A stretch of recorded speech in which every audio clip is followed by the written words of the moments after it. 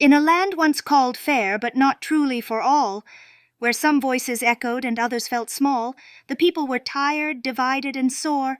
They'd seen broken systems and wanted much more. They'd worked and they'd waited, they'd paid and they'd prayed, but riches flowed upward as their dreams were delayed.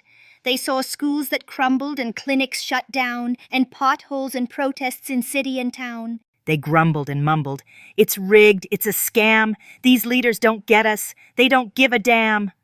And while left and right bickered and shouted in loops, they both longed for fairness but stood in split groups. Then the Wannabe King came with volume and flair, and puffed up ideas and a wild sweep of hair. "I see all your pain," he said with a sneer. "Just follow me and I'll make it all clear." He pointed and blamed, he bellowed and groaned, he promised great riches and always postponed.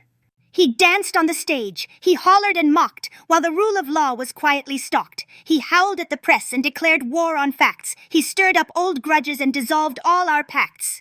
He manufactured threats both far and near, while planting dark doubts that would grow into fear. And though most folks agreed on the dreams they had sought, safe homes, fair jobs, a system not bought, he kept them apart with his loud daily screech, distracting them all while he gobbled up each bit of the balance that held power in check. He bullied the law and he stacked every deck. He winked at the courts, turned watchdogs to pets, and claimed, "If I say it, it's true, no regrets." That line made no sense, but they clapped all the same, for the Wannabe King was good at the game. He cried out, "It's rigged!" every time he was beat, and spun tales of fraud in each fiery tweet. He'd lost fair and square, but that bruised his pride, so he claimed it was stolen and everyone lied. His pals in high places just shrugged with a grin, as long as old Wannabe kept helping them win. So truth was unraveled, like thread from a vest, and trust in the system was put to the test. But here's the surprise. Beneath all the rage, most folks still just longed for a livable wage. They still hoped for fairness, respect, and a say, despite all the noise drowning truth day by day. And some folks stood up. They said, "This won't do.